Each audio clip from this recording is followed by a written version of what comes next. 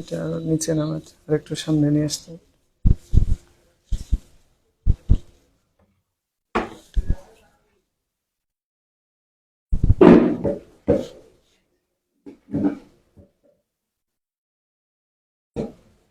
ঠিক আছে।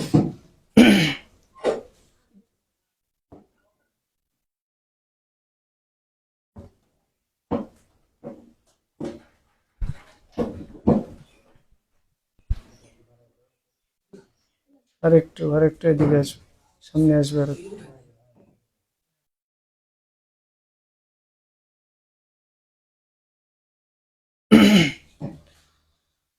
إن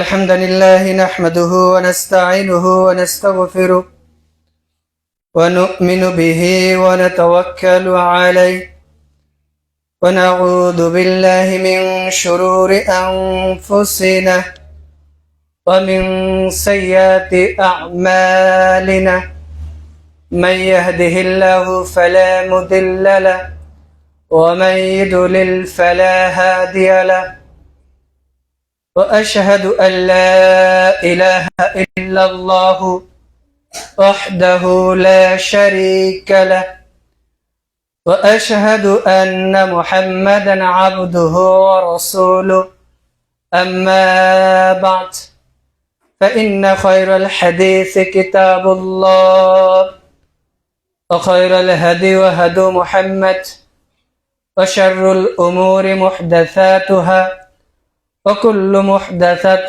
بدعة وكل بدعة ضلالة وكل ضلالة في النار أما بعد قال الله تعالى في الكلامه المجيد أعوذ بالله من الشيطان الرجيم بسم الله الرحمن الرحيم وما أمروا إلا ليعبدوا الله مخلصين له الدين فقال رسول الله صلى الله عليه وسلم عن أمامة بن باهل رضي الله تعالى عنه قال قال رسول الله صلى الله عليه وسلم إن الله لا يقبل من العمل إلا ما كان له خالصا وابتغوا به وجهه রাহু আবু দাউদ।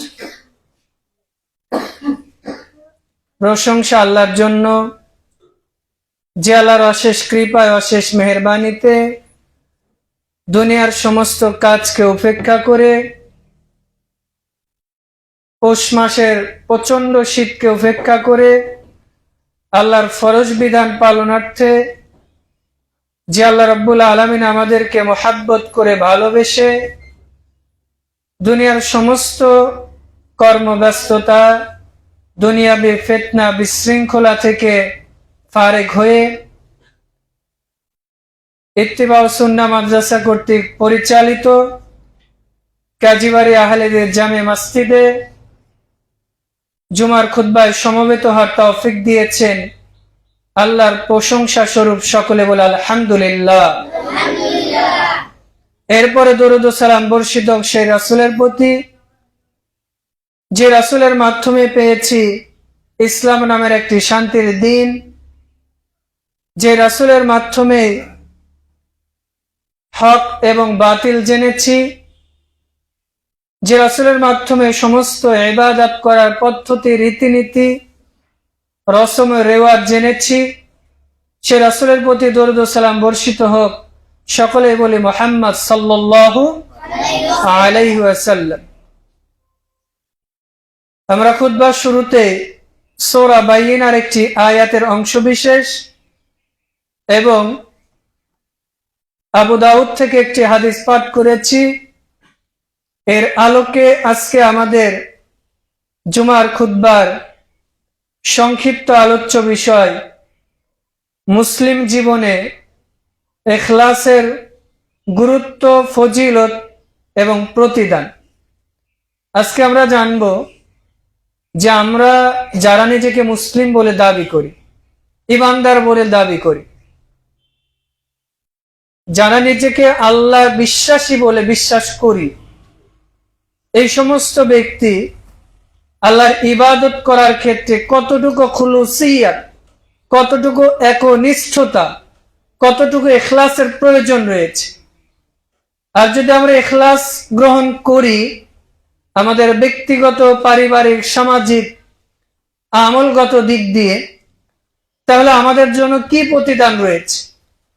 আর আমরা যদি অনেক সালাত আদায় করি, হজ করি, যাকাত দেই, দান সদকা করি, অনেক কিছুই করি, কিন্তু আমার ইবাদতের মধ্যে, আমার আমলের মধ্যে খুলুসিয়াত নেই, একনিষ্ঠতা নেই, ইখলাস নেই, সেই আমল আদৌ আল্লাহর কাছে কবুল হবে কিনা, এই বিষয়গুলো সামনে রেখে সংক্ষিপ্ত আলোচনার চেষ্টা করবে ইনশাআল্লাহ।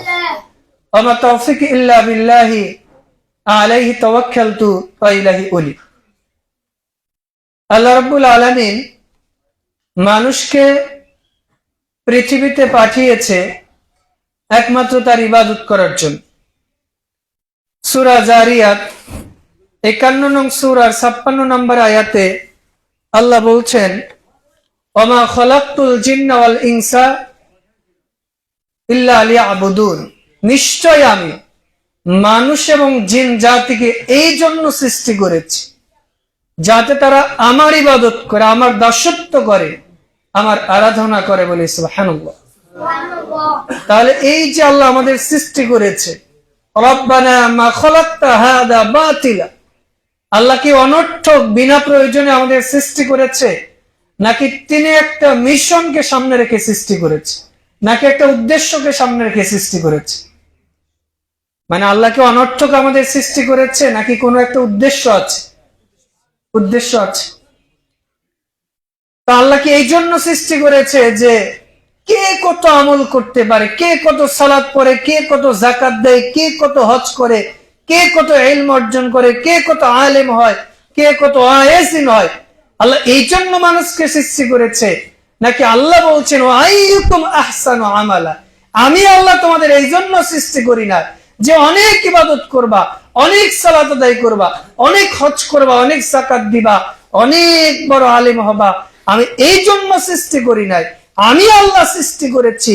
সূরা মুলক 67 নং সূরার 2 নম্বর আয়াতে আল্লাহ বলছেন, আল্লাযী খলাকাল মাউতা ওয়াল হায়াতা, আল্লাহ মানুষের জীবন এবং মৃত্যু সৃষ্টি করেছে, লিয়াবলুয়াকুম আইয়ুকুম আহসানু আমালা, যাতে আল্লাহ মানুষের এই জীবন এবং মৃত্যুর চক্রের মাধ্যমে পরীক্ষা করতে পারে যে কে উত্তম আর কে অধম। তার মানে আল্লাহর এই মহাবিশ্ব সৃষ্টি করার উদ্দেশ্য তার ইবাদত করা, তার দাসত্ব করা। তবে এই পৃথিবীতে যা কিছুই দেখি, সেটা ফেরেশতা বলি, আসমান বলি, জমিন বলি, গ্রহ নক্ষত্র যাই বলি না কেন, এইগুলোর জন্য মানুষকে আল্লাহ সৃষ্টি করেছে নাকি মানুষের জন্য এদের সৃষ্টি করেছে?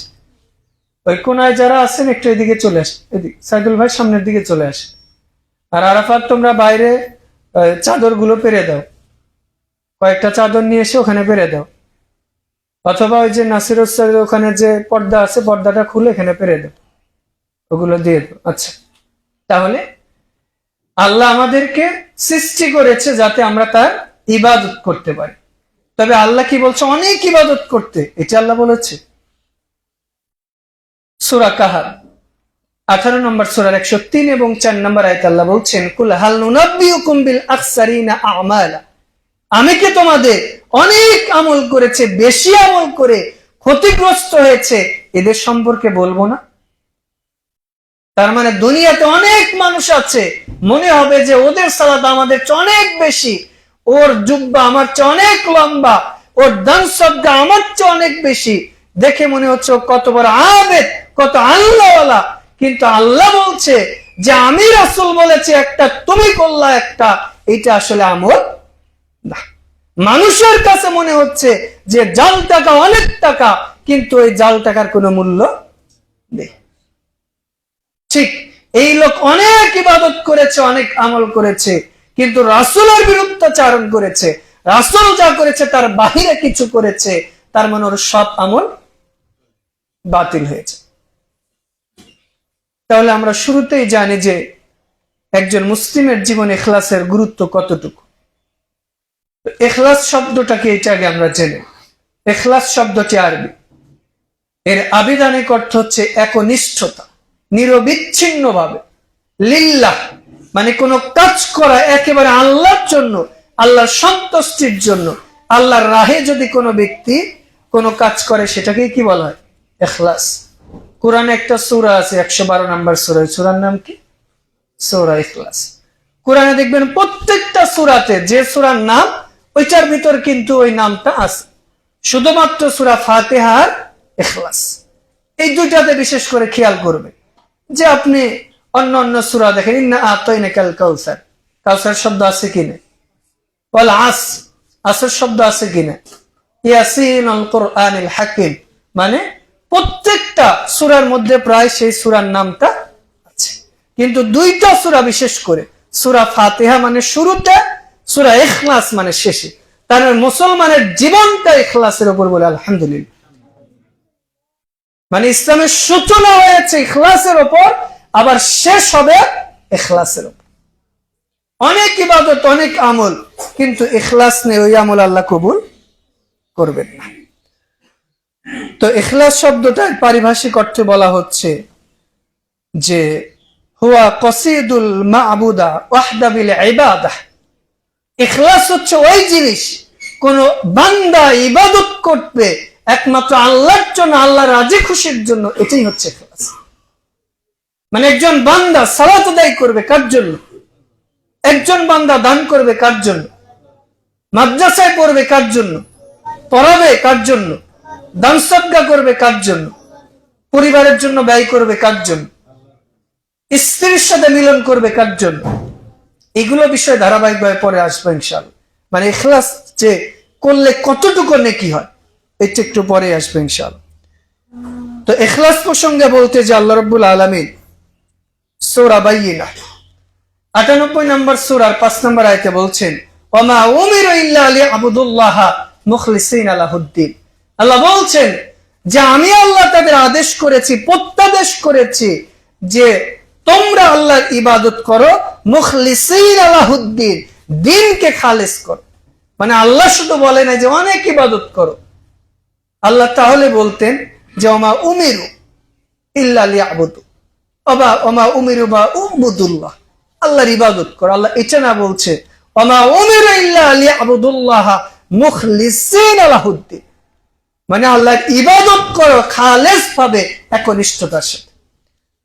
সহিহ মুসলিমের হাদিস 26 নম্বর হাদিস, রাসূল সাল্লাল্লাহু আলাইহি ওয়াসাল্লাম বলছে, মান ক্বালা লা ইলাহা ইল্লাল্লাহ দাখালাল জান্নাহ। কেউ যদি বলে লা ইলাহা ইল্লাল্লাহ, কোথায় যাবে? জান্নাত। সুবহানাল্লাহ। আচ্ছা, এরপর রাসূল সাল্লাল্লাহু আলাইহি ওয়াসাল্লাম বলছেন যে মান সামা রমাদানা ঈমানাও ওয়া ইহতিসাবান গুফিরা লাহু মা তাকাদ্দামা মিন যানবি।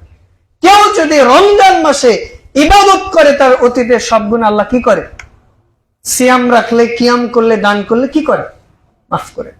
আবার রাসূলুল্লাহ সাল্লাল্লাহু আলাইহি ওয়াসাল্লাম বলছেন, মা মিন মুসলিমিন ইয়ামুতু ইয়াওমাল জুমাতি আও লাইলাতাল জুমআ। কোন ব্যক্তি যদি জুমার দিন বা রাতে মারা যায়, আল্লাহ তার কবরে আযাব মাফ করে দেয় বলে সুবহানাল্লাহ।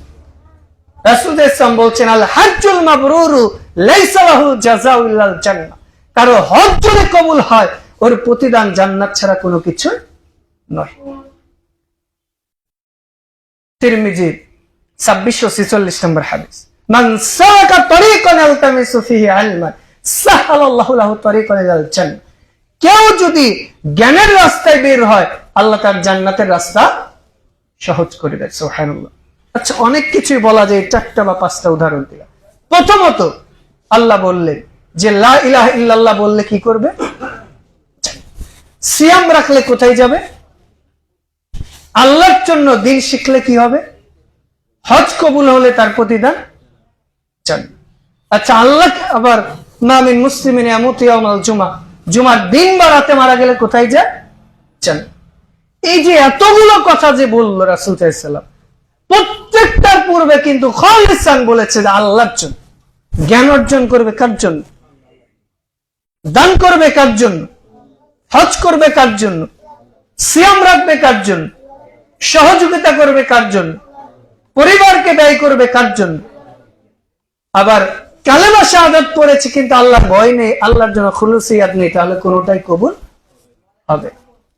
যেরকম যে আপনি বাংলাদেশ থেকে সৌদি আরবে যান, তো সৌদি আরবে কথার কথা তারা বলে দিয়েছে যে বাংলাদেশের মানুষের জন্য ভিসা লাগবে, কিন্তু সৌদি সরকারের কি বলার ক্ষমতা আছে যে পাসপোর্ট ছাড়াই আসতে পারবে? তো আপনার পাসপোর্ট হচ্ছে খালিসান, একনিষ্ঠতা, মানে আপনার পাসপোর্ট নাই, ভিসা, এনআইডি, কোনো কিছুর মূল্য নাই।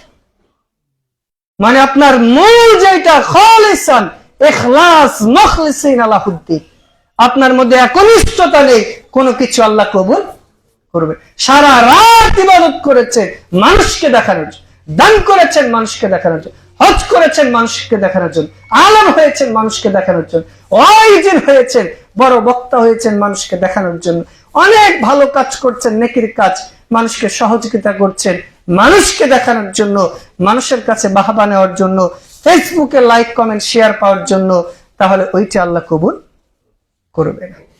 কিন্তু আমল করলেন কম, কিন্তু সেটা আল্লাহর জন্য করলেন, আল্লাহ কবুল করবে কি করবেন?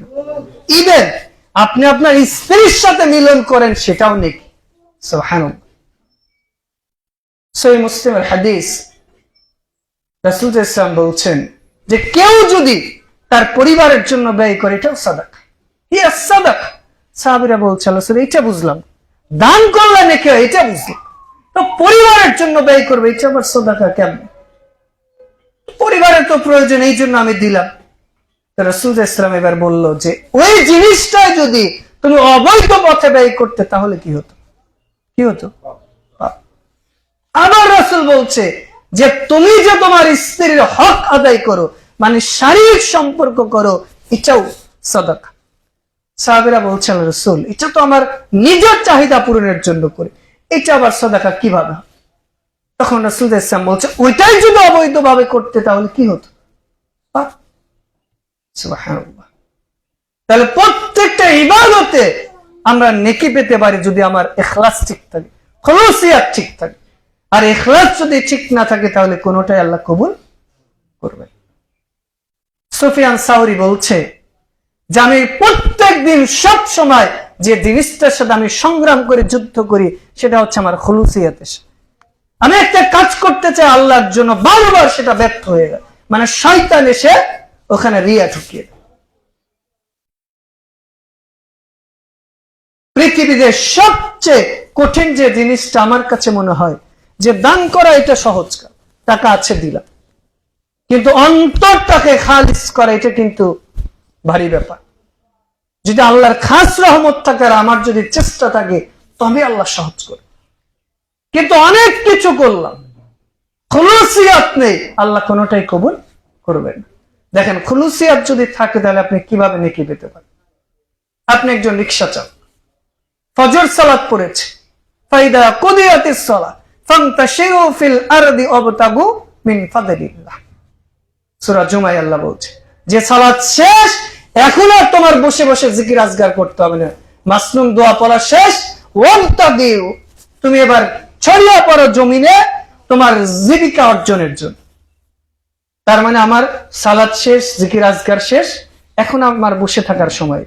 এখন আমি কৃষক, মাঠে কাজ করতে চলে যাব, দোকানদার, আমি দোকানে চলে যাব, আমি শিক্ষক, ছাত্র ছাত্রীদের পড়ালেখা শুরু করে দিই।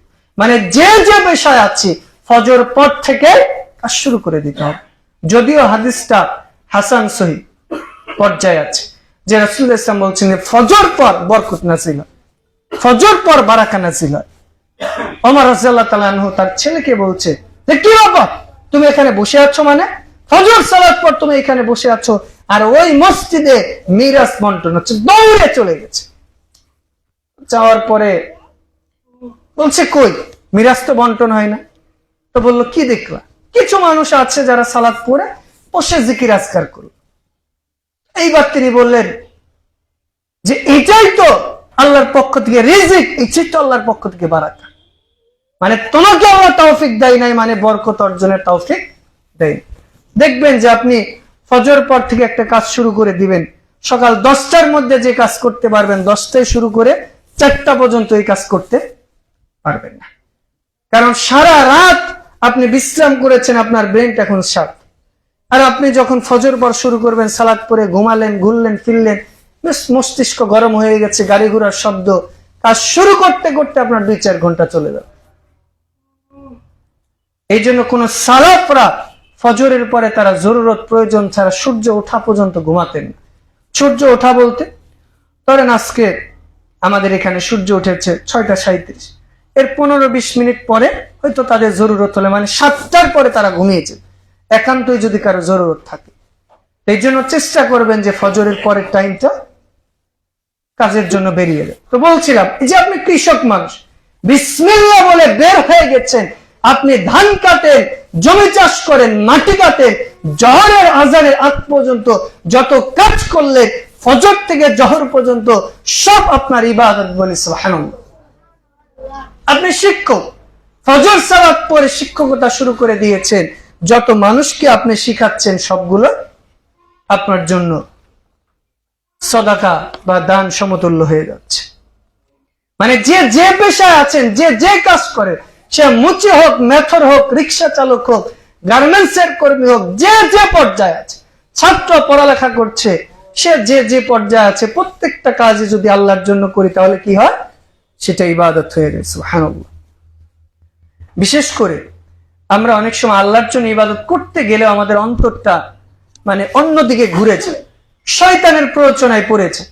তাই তোমরা এদিকে চলে আসো, হোসেন তোমরা এদিকে আসো, মুসা, হোসেন, আব্দুর রহমান, সামনে চলে আসো সবাই, এখানে বসায় দেন। ছোট যেগুলো স্যার যারা ছোট আছে এদেরকে এদিকে নিয়ে আসেন, এইদিকে বসায় দেন, কাউকে এদিকে দেন, সালাতের সময় বাইরে যাও, এদিকে ঢুকে যাও, এদিকে চলে আসো, এদিকে চলে আসো সবাই।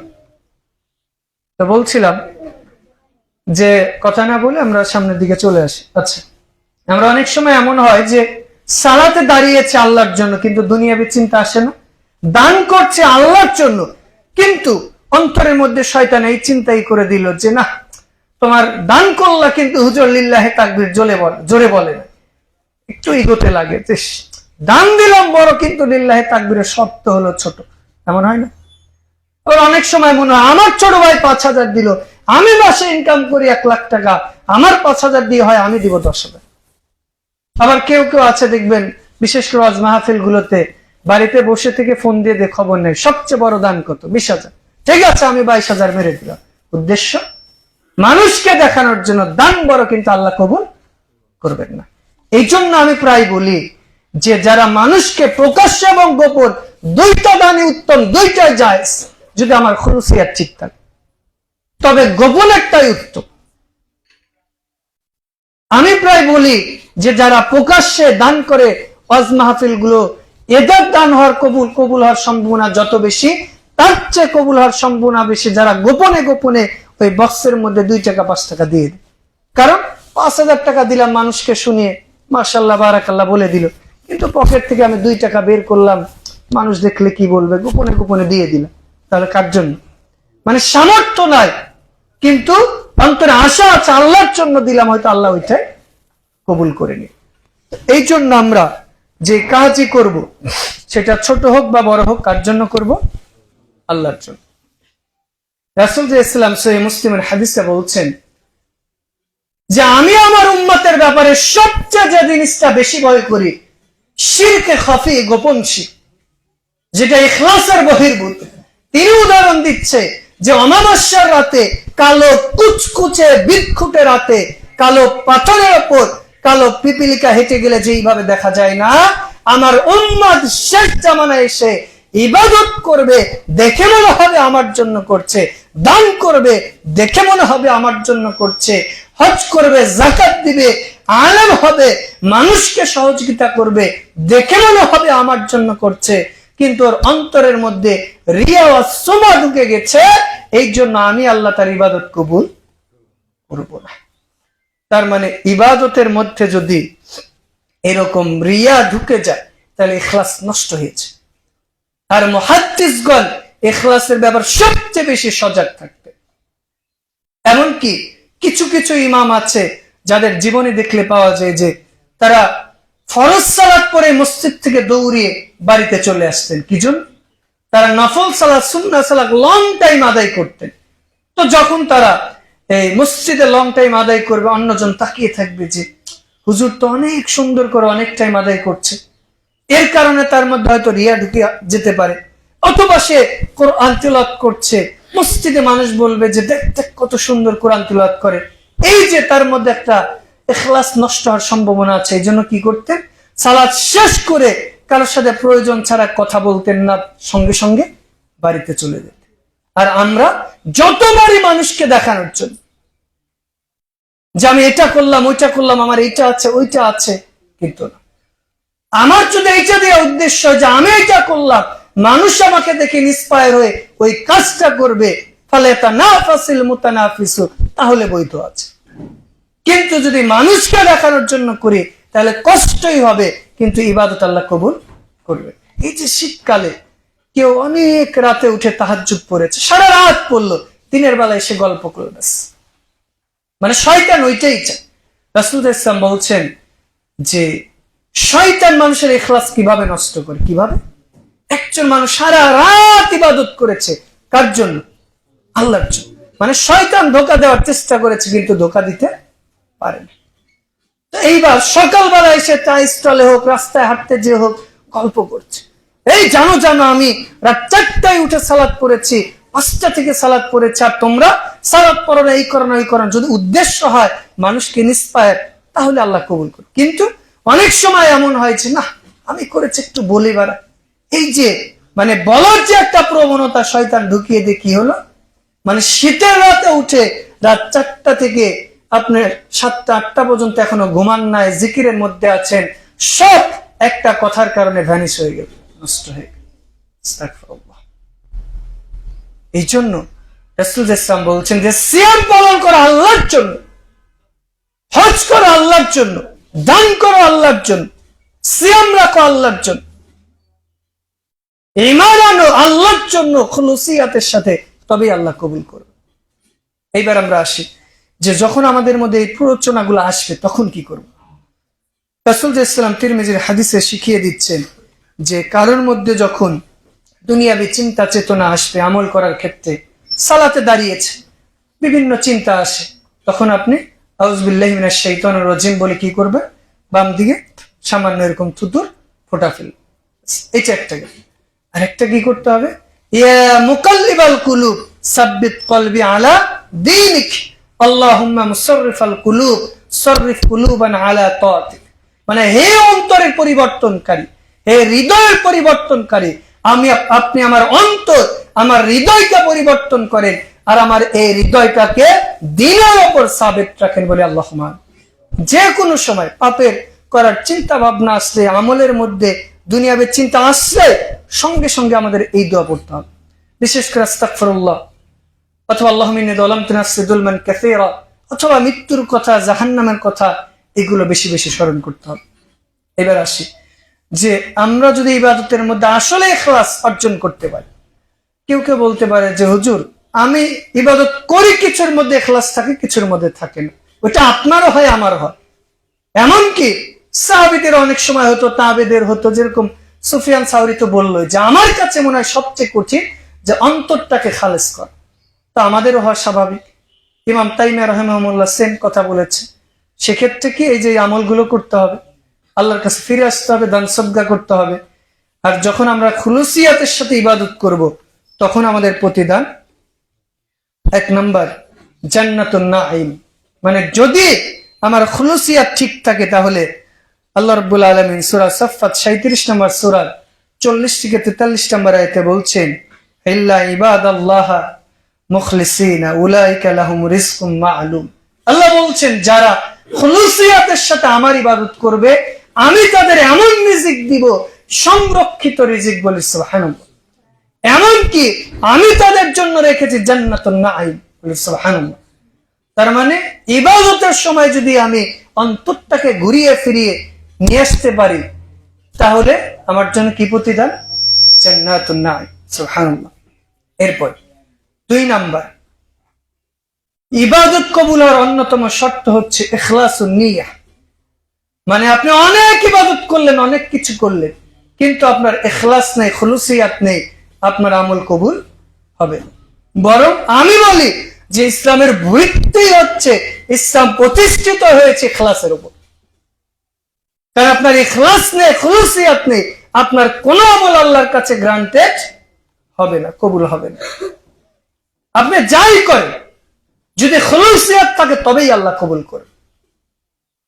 এই জন্য ইমাম বুখারী প্রথমে হাদিস নিয়ে এসেছেন, ইন্নামাল আমালু বিন্নিয়াহ, সমস্ত আমল নিয়তের উপর, খুলুসিয়াতের উপরে প্রতিষ্ঠিত। এমনকি ইমাম নাসাই রাহিমাহুল্লাহ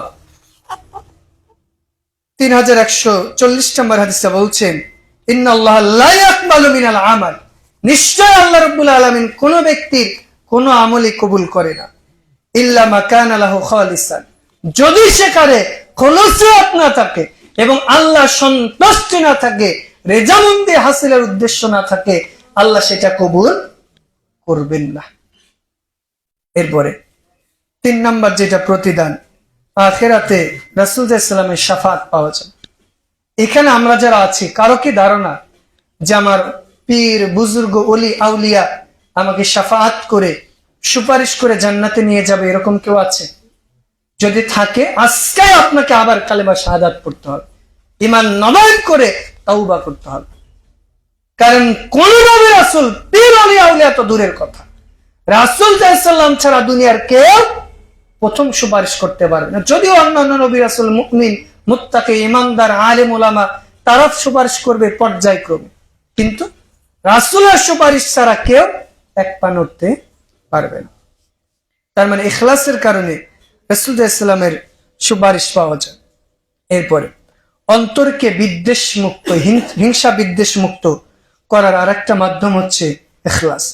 রাসূল সাল্লাল্লাহু আলাইহি ওয়াসাল্লাম বলছেন, সালাসাতুন লা ইয়াযুল্লু আলাইহিন্না কলবু, 3টা জিনিস আছে যেটা মানুষের মধ্যে খারাপ হিংসা বিদ্বেষ রয়েছে, খারাপি রয়েছে, এগুলো দূর করা যায়। তার মধ্যে অন্যতম হচ্ছে ইখলাসুল আমাল লিল্লাহ, মানে আল্লাহর জন্য ইখলাসের সাথে, খুলুসিয়াতের সাথে আমল করা।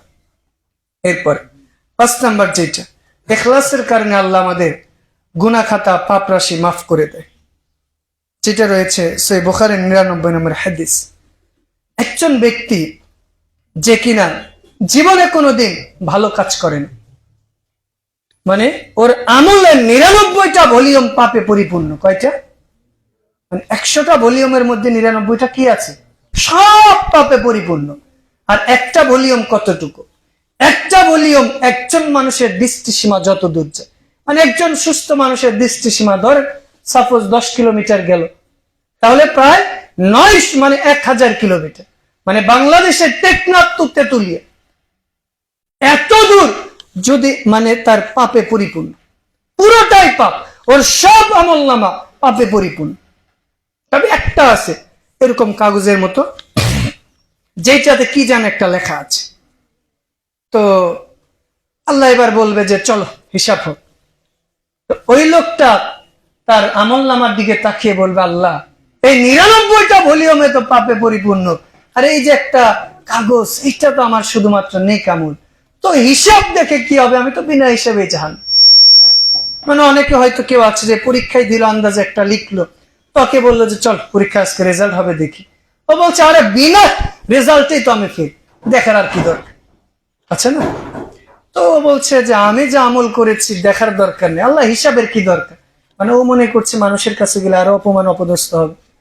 আল্লাহ বলছে আরে চলো দেখি। তখন আল্লাহ নিয়ে গেছে, বলছে যে আমি আল্লাহ কারো উপর জুলুম করি, তুমি যা করেছো আমি পুঙ্খানুপুঙ্খ ভাবে তোমাকে সেইটারই প্রতিদান দিব।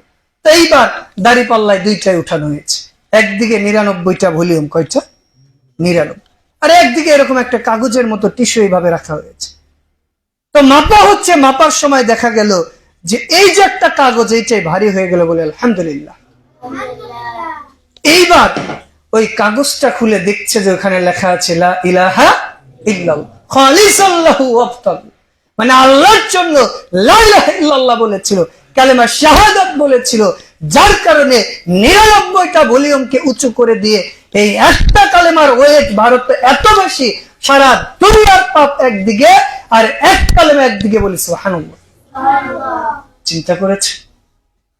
তাহলে খালেস ভাবে ইবাদত করলে আল্লাহ কতটা প্রতিদান দেয়।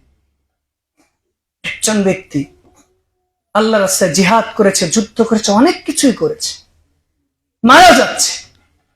তো মারা যাওয়ার সময় রাসূল ইসলাম বলছে এই লোকটা জাহান্নামী। সাহাবীরা বলছেন কেন? সে তো আমাদের সাথে যুদ্ধ, অনেকগুলো শত্রুকে মেরে ফেলছে। তখন রাসূল ইসলাম বলছেন যে ওর কাপড় চোপড় খুঁজে দেখো। খুঁজে দেখছে যে সামান্য বাইতুল মালের একটা কাপড়, সুতা, মাত্র একটা সুতা তার পকেটের মধ্যে আছে। রাসূল আবার বলছে হিয়া আহলিন না, এই ব্যক্তি জাহান্নামের প্রতিবেশী।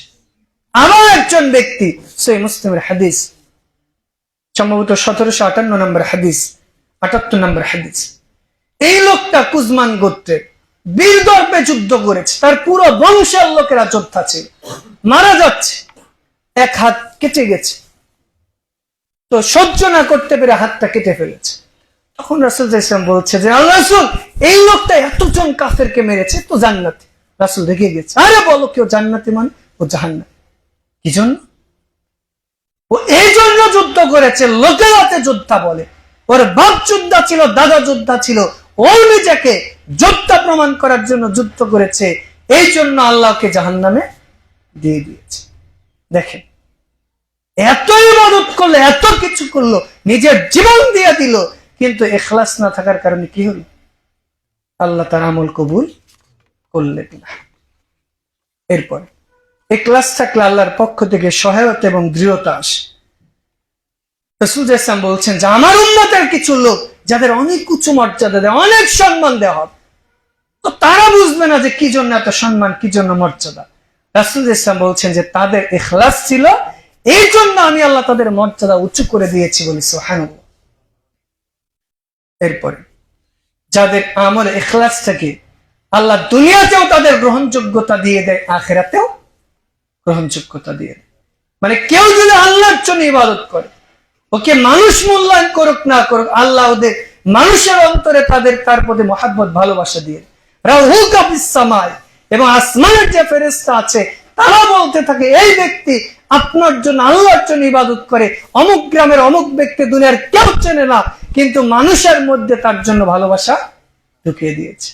এই যে সিরিয়ার মুসলিম ভাইয়েরা বিজয় হলো, মাশাআল্লাহ, তারা সালাফি মানহাজে, বিশেষ করে তারা কোরআন এবং সুন্নাহ অনুসরণ করার চেষ্টা করে, শিয়াদের বিরুদ্ধে তারা যুদ্ধ করে বিজয় হয়েছে, আল্লাহর কাছে দোয়া করছে আল্লাহ তাদেরকে এই দ্বীনের উপরে অক্ষুণ্ণ রাখুন, আল্লাহুম্মা। কারণ রাসূলের স্পষ্ট হাদিস যে শামবাসী থেকে, শামবাসীদের প্রতি আল্লাহ বরকত দিবে, এইখানে ইসলামের একটা ঘাঁটি গড়ে উঠবে। তো যাই হোক, এই যে খুলুসিয়া, তার মানে কি করলো? হয়তো এই ইসরায়েলের সিরিয়ার যে জোলানি, তাকে কেউ চিনত না, সারা দুনিয়ার লোক হয়তো আমরা চিনতাম না, গোপনে গোপনে কাজ করেছে, হয়তো তার ইখলাস ছিল, আল্লাহ ভালো জানে, এই জন্য দেখেন সারা দুনিয়ায় তার সুনাম আল্লাহ ছড়িয়ে দিয়েছে, সুবহানাল্লাহ। এটা আল্লাহর পরীক্ষা হতে পারে যে তার খুলুসিয়াত শেষ পর্যন্ত ঠিক রাখতে পারে কে। তবে আমরা আল্লাহর কাছে দোয়া করি প্রত্যেকটা মুসলিম যোদ্ধা বীরকে আল্লাহ ইখলাসের সাথে কাজ করার তৌফিক দান করুন, আল্লাহুম্মা। এরপরে ইখলাসের সাথে যদি আমরা কাজ করি, যে কাজটা আমার জন্য নিতান্ত জরুরি, এরপরে ওইটা যদি আমি করি, একটু আগে যেটা বললাম, স্ত্রীর সাথে মিলন করা, পরিবারের ব্যয় করা, এগুলো আপনার ছেলে মাদ্রাসায় পড়ে, আপনি মাসে মাসে 2000 5000 দিচ্ছেন, তো এটা আপনি মনে করছেন যে আমি এমনি তো খরচ করলাম, বাড়িতে থাকলে দিতাম।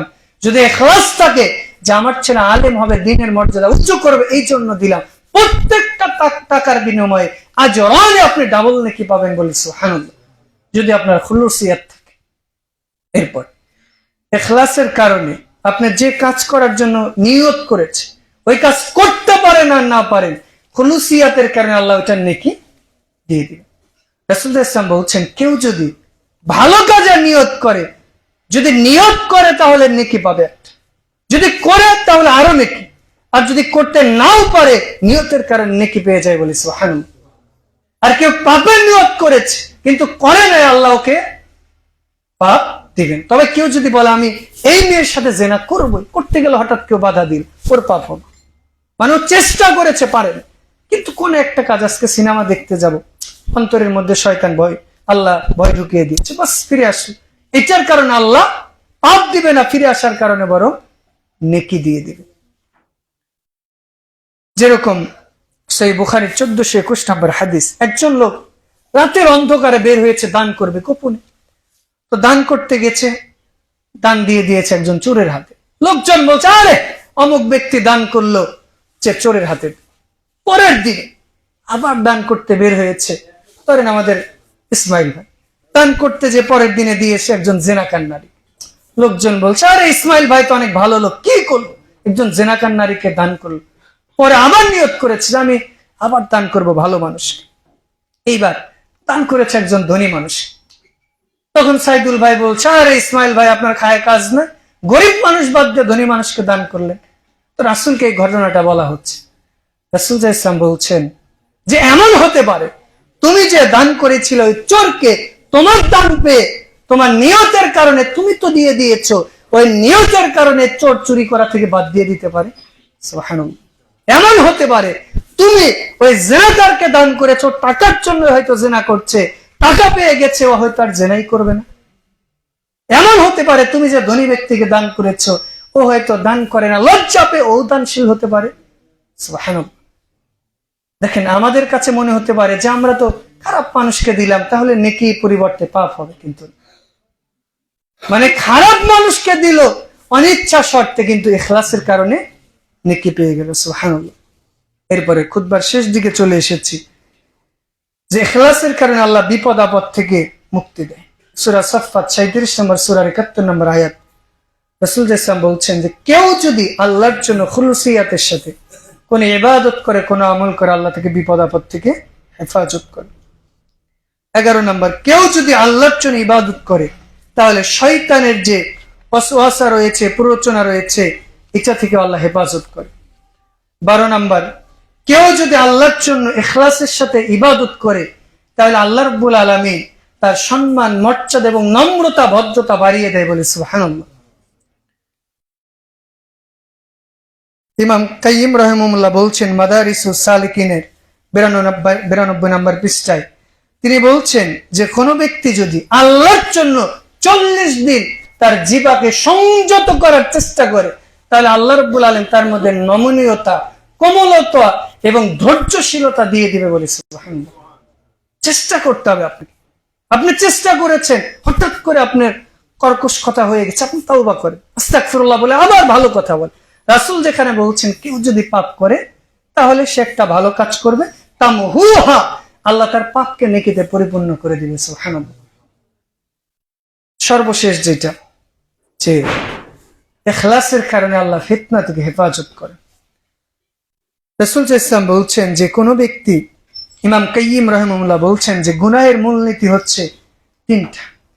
তার মধ্যে অন্যতম হচ্ছে যে কেউ যদি ইবাদত করে কিন্তু খুলুসিয়াত নেই, মনোযোগ নেই, খুশুখুজু নেই, এমনি নাম কষ্টে সালাত পড়ে, দান করতে হয় করে, পড়ালেখা করতে হয় মাদ্রাসা এই জন্য করে, অথবা যে কোনো কিছু করতে হয় করে, মানুষ করে এই জন্য করি, মানুষ দান করে আমিও করি, মানুষ মাদ্রাসায় পড়ে আমিও পড়ি, গতানুগতিক মানুষ যা চলে আমিও করি, এই জাতীয় জিনিস করলে আল্লাহ ইখলাস অন্তর থেকে উঠিয়ে। তবে কারো যে ইখলাস থাকে, আল্লাহ রাব্বুল আলামিন তাকে দুনিয়া এবং আখিরাতের ফিতনা থেকে হেফাজত করবেন ইনশাআল্লাহ। আল্লাহর কাছে দোয়া করছে আল্লাহ রাব্বুল আলামিন আমাদের প্রত্যেকটা ইবাদতে, প্রত্যেকটা আমলে খুলুসিয়াতের সাথে করার তৌফিক দান করুন। আল্লাহুম্মা আমিন। আল্লাহর কাছে দোয়া করছে, আল্লাহ আমরা সালাত, সিয়াম, হজ, যাকাত যে যাই করি না কেন, অল্প আমল করি, তবে সেই আমলটা যাতে আপনার রাসূলের দেখানো পদ্ধতি অনুযায়ী খুলুসিয়াতের সাথে করে আল্লাহ আপনি সেই তৌফিক দান করুন। আল্লাহুম্মা আমিন। আল্লাহ, আমরা যে খুলুসিয়াত সম্পর্কে যে আলোচনাগুলো করলাম, এর মধ্যে ভালো কথাগুলো আপনার পক্ষ থেকে সামি'না ওয়া আতা'না শোনার পাশাপাশি আমাল করার তৌফিক দান করুন। আল্লাহুম্মা। আল্লাহ, আমাদের কথাই যদি অপ্রয়োজনীয় কোনো কথা হয়ে থাকে, এগুলো শয়তানের পক্ষ থেকে, এগুলো আমাদের জেহেন থেকে ভুলিয়ে দিয়ে এগুলো থেকে হেফাজত করুন। আল্লাহুম্মা। আল্লাহ, আমরা জীবনে অনেক ইবাদত করেছি, অনেক কিছুই করেছি, হয়তো ইখলাসের সাথে করি নাই, চেষ্টা করেও ব্যর্থ হয়েছি। আল্লাহ, আপনি তো বলেছেন কোন বান্দা যখন আপনার কাছে 1 বিঘত যায় আপনি দৌড়িয়ে যান, কেউ যখন রাতে পাপ করে আপনি তো ক্ষমা চাইলে আপনি দিনে ক্ষমা করেন, দিনে ক্ষমা চাইলে রাতে করেন, সারা দিন রাত ক্ষমা করেন। আমরাও আপনার কাছে ক্ষমার আশাধারী হয়ে বলছি, আল্লাহ, আমরা তো মানুষ, আমাদের অন্তরের মধ্যে খুলুসিয়াত অনেক সময় বিদূরিত হয়ে যায়, দূর হয়ে যায়। অতএব আপনি আমাদের প্রত্যেকটা প্রত্যেকটা আমল খুলুসিয়াতের সাথে করার তৌফিক দান করুন আল্লাহুম্মা আমিন। আল্লাহ, আমরা আপনার রাসূল, আপনার সাহাবী হানজালার মতো অনেক সময় আমাদের ঈমানের জাজবা কমে যায়। হানজালা যেরকম বলছে শেষ হাদিস, না ফাকা হানজালা, দৌড়াচ্ছে আর বলছে যে না ফাকা হানজালা, হানজালা মুনাফিক হয়ে। তো ওমর রাদিয়াল্লাহু তাআলা বলছে কি জন্য? তা আমি যখন রাসূলের মাজলিসে থাকি আমার ঈমান বাড়ে, বের হলেই কমেছে। তো ওমর বলছে আমিও তো সেম। ওমরও বলতে শুরু, আবু বকর, ওমর, ওসমান, সব সাহাবী, অন্যান্য সাহাবীরা সেম কথা, যে আমরাও তো মুনাফিক হয়ে গেলাম। মানে এমন হয় না যে এখন আমাদের ঈমান একটু বেশি না কম, বের হলে বাড়বে না কম, আস্তে আস্তে কম। তো সাহাবীরা বলছে ঠিকই তো, আমাদের ঈমান তো কমে যাচ্ছে। সব দৌড়ে চলে এসেছে রাসূলের কাছে, যে একেবারে পাগলের মতো হন্তদন্ত হয়ে দৌড়ে চলে, যে উস্কো খুস্কো হয়ে হানজালা বলছে না ফাকা হানজালা, না ফাকা হানজালা। রাসূল বলছে আরে থামো তো, কি হয়েছে?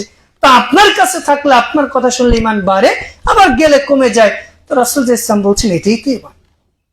ওয়াইজা তুলিয়াত আলাইহিম আয়াতুহু যাদাতহুম ঈমানা ওয়া আলা রাব্বিহিম ইয়াতাওয়াক্কালুন। কুরআনে আয়াত যখন তেলাওয়াত করা হয় তার ঈমানের পাওয়ার বেড়ে যায়, আল্লাহর প্রতি তাওয়াক্কুল বেড়ে যায়। যেই কুরআনের আয়াত থেকে ইসলামের মাজলিস থেকে বের হয়ে যাবেন, বিশেষ করে অনেকে আছে দিনী ভাই যারা কুরআন তেলাওয়াত শুনতে চায় না, কিন্তু ইসলামী নাশিদ, ইসলামী গান বাজনা শুনে বা বলতেই পছন্দ করে। কিন্তু রাসূল ইসলাম ইসলামী গজল যেগুলো বলি, জাগরণ, এগুলো নিরুৎসাহিত করে, কিন্তু বৈধতা দিয়েছে। হাসান বিন সাবিত রাসূলের কবি ছিল, যেটা ইসলামের পক্ষে বল। কিন্তু আমাদের দেশের কিছু লোক আছে কোরআন থেকে গাফেল, দিনের নাসিহা করে না, ওই গান বাজনার মাধ্যমে, বিভিন্ন হলি টিউনের মাধ্যমে। বিশেষ করে আপনারা একটা গজল শুনে থাকেন, কি আছে ওটা, কলরব না? এই কলরবের গজল শুনবেন না। কি জন্য? আমি নিজে দেখেছি, ওইখানে ওদের বাদ্যযন্ত্র যেটা আছে এগুলো লেখায়, মিউজিক, হারাম, সম্পূর্ণ হারাম। এমনকি এদের মধ্যে বিভিন্ন ইসলাম বিরোধী কার্যক্রম বিভিন্ন দেখা যায়, যার কারণে লূত আলাইহিস সালামের কওমকে আল্লাহ ধ্বংস করেছে, বিভিন্ন ভাবে প্রমাণিত হচ্ছে। এই জন্য যাদের কণ্ঠ ভালো আছে, ভালো যেটা ভালো সেটা বলতে পারে, তবে কোরআন থেকে গাফেল হওয়া যাবে। আপনি কোরআন তেলাওয়াত শোনেন, দ্বীনি গান, ইসলামী গান শুনতে পারেন, তবে কোরআনের চেয়ে যাতে ওইটার মহব্বত আপনার বেশি না হয় সেটা খেয়াল করতে হবে। আল্লাহ আমাদের তৌফিক দান করুন আল্লাহুম্মা। আল্লাহ, আমরা এখানে যারা উপস্থিত হয়েছে আপনি আমাদের সকলকে কবুল করুন আল্লাহুম্মা। আল্লাহ, আমাদের মধ্যে যারা অসুস্থ রয়েছে তাদের শিফা আজিলা হায়াত তাইয়্যিবা দান করুন আল্লাহুম্মা। আল্লাহ, আমরা যারা ইসলাম বিমুখ রয়েছি তাদের সকলকে ইসলাম মুখী করে দিন আল্লাহুম্মা। আল্লাহ, আমরা যারা ইখলাস বিহীন ইবাদত করি প্রত্যেকটা আমল ইখলাসে পরিপূর্ণ করে দিন আল্লাহুম্মা। আল্লাহ, বিশেষ করে এই প্রতিষ্ঠান এবং প্রতিষ্ঠান সংশ্লিষ্ট যারাই রয়েছে আল্লাহ, আপনি তাদের সকলকে কবুল করে দিন আল্লাহুম্মা। আল্লাহ, আমরা যারা রয়েছে আমাদের ইখলাসের যদি কমতি থাকে আপনি ইখলাসে পরিপূর্ণ করে দিন আল্লাহুম্মা। আল্লাহ, আমাদের প্রতিষ্ঠানের যে ছেলে মেয়ে যারা রয়েছে তাদেরকে দাঈ আল্লাহ, আপনার দ্বীনের খাদেম, দাঈ হিসাবে কবুল করে নিন আল্লাহুম্মা। আল্লাহ, আমাদের অভিভাবক যারা রয়েছে অথবা যারা আমাদের বিশ্বস্ত দ্বীনী ভাই রয়েছে আল্লাহ, প্রত্যেককে এই প্রতিষ্ঠানের জন্য সার্বিক ফিকির, চিন্তা ভাবনা করা, সার্বিকভাবে সহযোগিতা করার তৌফিক দান করুন আল্লাহুম্মা। আল্লাহ, আপনি আমাদের সকলকে কবুল করুন আল্লাহুম্মা আমিন। আল্লাহ, আমাদের আত্মীয় স্বজন যারা কবর রয়েছে তাদের কবরে আযাব মাফ করে দিন আল্লাহুম্মা আমিন। আল্লাহ, খাস করে দোয়া করছি আপনি আমাদের এই দেশের উপর রহম বর্ষণ করেন আল্লাহুম্মা আমিন। আল্লাহ, আপনার কাছে দোয়া করছি, বিশেষ করে শীতকালে অনেক মানুষ অসুস্থ হয়ে যাচ্ছে আল্লাহ, যারা অসুস্থ হচ্ছে যাদের সামর্থ্য আছে তাদের সামর্থ্য অনুযায়ী অসুস্থ মানুষদেরকে সহযোগিতা করার তৌফিক দান করুন আল্লাহুম্মা। আল্লাহ, আমাদের দেশের মধ্যে ধর্মের নামে বিভিন্ন বিভাজন তৈরি হয়েছে বাবা, ধর্মের নামে মানুষ হত্যা স্পষ্ট হারাম। রাসূল বলছে কিয়ামতের আগে এমন সময় আসবে যে যে হত্যা করবে সেও জানবে না কেন হত্যা করলো, যাকে হত্যা করলো সেও জানবে না কেন হত্যা করলো। এই জন্য আমরা ধর্মের নামে হোক, বিভিন্ন নামে হোক, মারামারি ফাটাফাটি করে এক ভাই আরেক ভাইকে হত্যা করছি ইত্যাদি করছে। আল্লাহ, এই সমস্ত শয়তানি কার্যকলাপ থেকে আমাদের হেফাজত করুন আল্লাহুম্মা আমিন। আল্লাহ, আপনি আমাদের সকলকে কবুল করে নিন আল্লাহুম্মা আমিন। বারাকাল্লাহু লানা ওয়া লাকুম ফিল কুরআনিল আযীম ওয়া নাফা'না ইয়াকুম বিল আয়াতি ওয়া যিকরিল হাকীম।